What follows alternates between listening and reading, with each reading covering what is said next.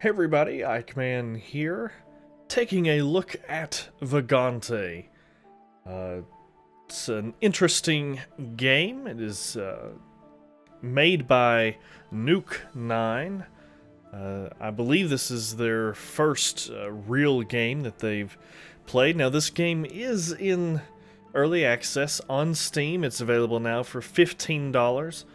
A lot of people have some concerns with early access games, justifiably, because a lot of early access games are done poorly. So we are going to take a look at Vagante and see if it is worth your time and your money. Yeah, so we're just going to hop into it. Now, obviously keep in mind, Vagante, as I said, it's early access. It is constantly going through changes and balancing and bug fixes and all of that, so what you see here may not necessarily represent how the game is going to be when it is actually released, but yeah, hopefully we can give you a good idea of it. Right off the bat, you can see it is up to apparently 4-player, but it's only local at the minute. I don't know if they have any intention to implement it over the internet. I hope so. That would be very interesting. Right off the bat, you start with 3 characters unlocked. You start with the knight, the rogue, and the mage. Eventually you unlock this character. Every character plays quite differently. We're going to start off with just the basics, just the knight. We can go to the tutorial over here. I'm not going to bother going to the tutorial. You can. I was going to spend my skill point and show you that, but there's an enemy there. Alright, so you get 1 point every time you clear a stage, as far as I can tell. It may be experience related, I'm not sure, but every time I clear a stage, I get a point. You can place points in your basic attributes, and they all do different things, as you would expect. Strength increases your damage, Dex increases damage with ranged weapons and affects your attack speed, Vitality is your maximum health, Intelligence gives you more mana, and Luck gives you better evasion. Now, beyond these basic stats, which every character has, as far as I know, you also have these skills here. These change according to which character you're playing. The knight is basically, your basic standard melee character. You can, and these have more than one level as well. You can look through them. We are going to go with sword. I'm not going to look through them too much. Holy is interesting.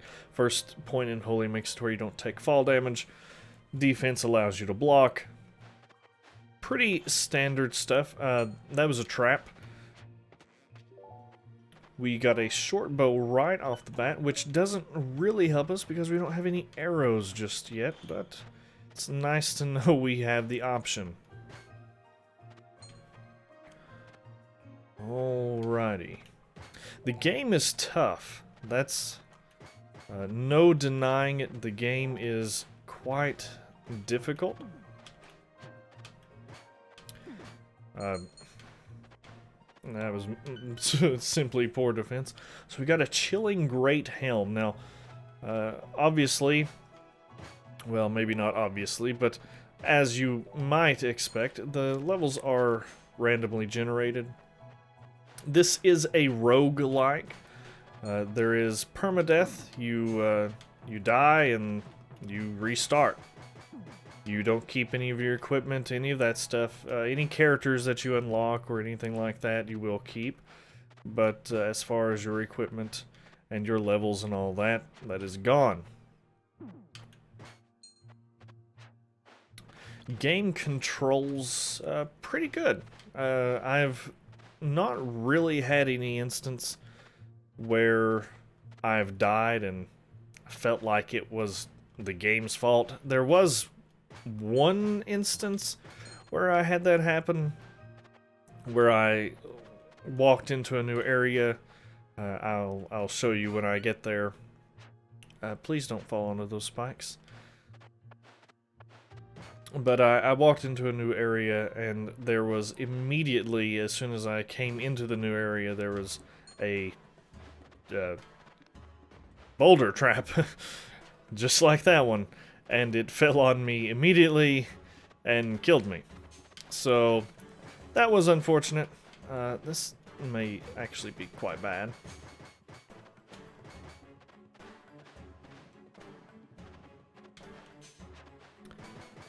Well, that worked out better than expected, mainly due to my great helm with the freezing aura.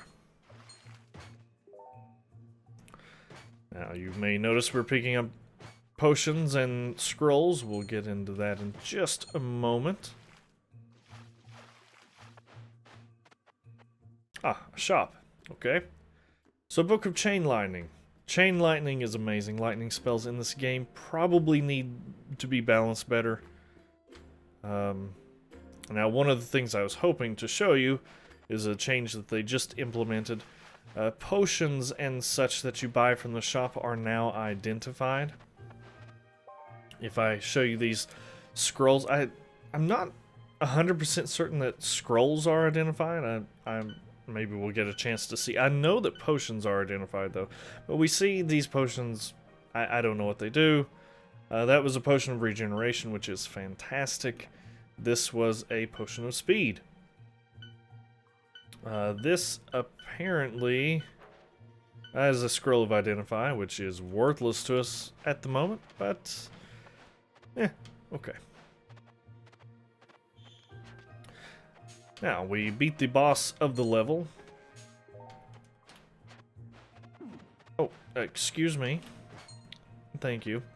We beat the boss of the level. We got a key. This allows us to open the boss chest in the level, which we have not found just yet. I imagine it's right over here, though. I'm just going to politely push this slime into the spike, or not. It could jump up and nearly push us into the spikes. A wand of digging, interesting. And a feathered cap. Oh, we got a cursed feather cap out of the boss chest. That's rather unfortunate. Cursed simply means we can't remove it at the moment. We got all these negative stats. That's not good. That was a stone skin potion. Actually, I don't know if that's what it's called, but it gives you increased defense. Got a wand of digging, which is quite interesting. We can do this with it. Wands have charges, as you can see. I'm not super interested in it, though. Looks like we have explored the area. We're going to walk down here. That was my bad. We'll grab this lady and be on our way. Grabbing the lady will heal you and give you 10 more maximum HP. I'm not sure what that's supposed to be, a fairy or something.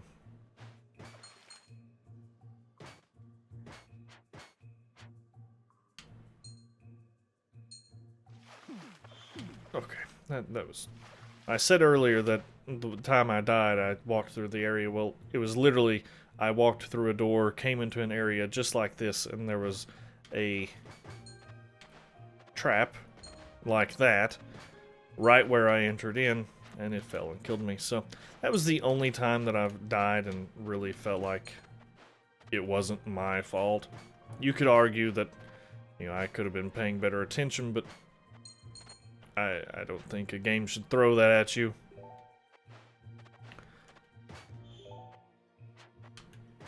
These chests can be mimics. We got a Basilard, which is a dagger. It's probably not better than what we have. It's 1 to 4 damage. It's very fast, but it's going to be a very slow range of attack, or a very small range of attack. Let's switch back to our sword. There is a quick switch, as you may have just seen me do. Anything you have equipped, you can hold the appropriate button. I am using a controller. I've not tried the keyboard and mouse. I don't like playing platformers with keyboard and mouse. Keyboard and mouse. Just don't think that it suits it very well, but that's a matter of personal opinion. So here's the shop. We can see here, if this potion had been unidentified, it would tell us what it is, though we've already had a potion of speed. I quite like the idea of that morning star.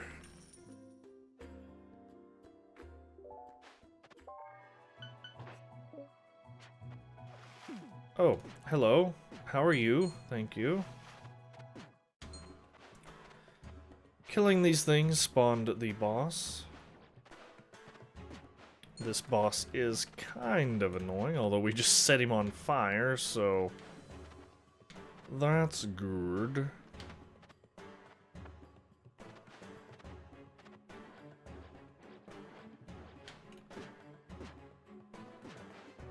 So, do I have any issues with the game? Well, some of the characters need some balancing work. The mage, I think, especially needs a little bit of balancing. As I said, lightning spells need some balancing. There's a heal spell that they put in the game. Oh, that was my fault. I don't know that I agree with the decision to put a heal spell in the game. Now, they've kind of combated spamming that spell by giving you basically kind of a fatigue system with your magic. You can see down there below my health, I've got 38 health at the moment, and there's 10 mana that I have. The heal spell, I can't remember how much it costs right off the top of my head. It's more than I would be able to cast, or it's more than I would be able to... It's more than I have at the moment. I wouldn't be able to cast it at the moment. That's what I'm trying to say. So it's quite difficult for the knight to be able to cast it, but you can get there even as the knight. But if you see that flame there to the right of my mana, Book of Dash, okay. That flame basically dictates when you are going to be regenerating mana. Now, if you're just spamming spells and you're not exploring and fighting, then eventually you run out of mana regeneration. So that's one way that they combated heal spamming. I'm not convinced that that's the appropriate way to combat this. It makes playing the mage kind of interesting, and we're just gonna leave out here. We're gonna go through this white. There is 2 exits to this particular level. I don't anticipate we're gonna make it through this one. We're probably going to die. So I don't really have any issues with the game other than the mage seems really dependent on which spells you get. If you get a lightning spell, you are really well off. If you get the heal spell, you're really well off. Hello. Thank you. I just fell into a teleportation trap. Horned Helm. Oh, that's cursed. Of course it is. I do have a Scroll of Uncurse. There's another change they made, by the way. Scroll of Uncurse used to uncurse 1 item. Why didn't I equip that tunic? It now uncurses every item in your inventory, which is fantastic. Do I want Boulder Protection or Slow Aura? I think I want... I think I want that. Well, I've got a lot of items that I just have not even identified. We now can grab onto walls, which is fantastic. I have not been spending my points because I've been busy trying to talk and commentate and not paying attention. Let's go with Holy. Yeah, let's do this as well.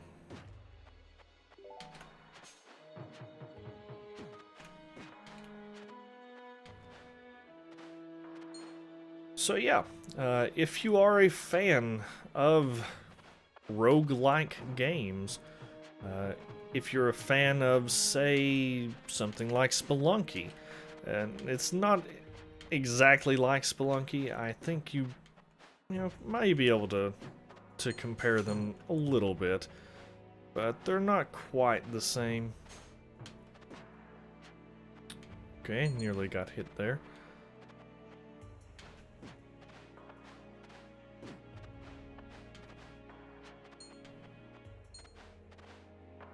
Okay, these guys summon enemies, as you can see right there.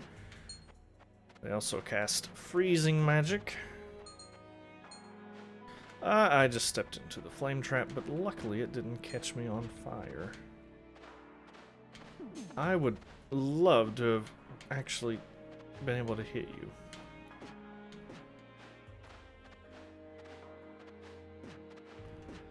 Also, by not using my sword, I can no longer do the downward attack. This will summon the boss right here. Actually, okay, I guess I have to do that in order to grab it. If you could not summon that enemy, that'd be fine. This boss is almost certainly going to kill me.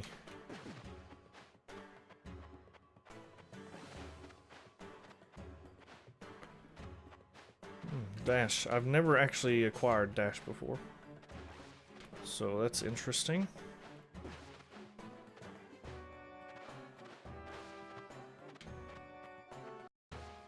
And I'm dead.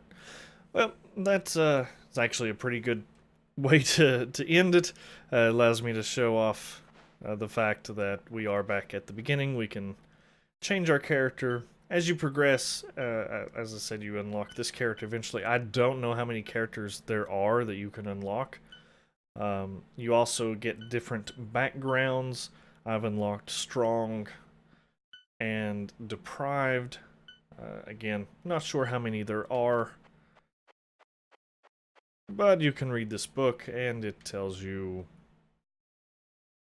at least shows you quite a bit of stuff here. You unlock Strong by dying 10 times, Deprived by reaching the forest, and unlocking the question mark character also by reaching the forest. So yeah, that's Vagante. I'm not going to bother to show the other characters. They basically play as you would expect. Rogue is about dagger play. Mage obviously is about magic. The rogue also can specialize in ranged weapons, so if that is more your style, then rogue can do that. Rogue gets stealth as well. Mage gets the ability to identify all potions. It's very interesting. The characters are quite distinct. They have quite different play styles. The mystery character, question mark character, doesn't seem to have any skills of his own. He can only put points into stat increases. I don't know if that's going to remain that way, or if his skills just simply aren't in yet. Again, early access game. Not everything is in. And don't expect a complete game if you choose to buy this. My final thoughts on it are, if you like roguelikes and you like platformers and you want something that is quite difficult, it's going to be a challenge, but probably not frustratingly challenging, then Vagante may be the game for you.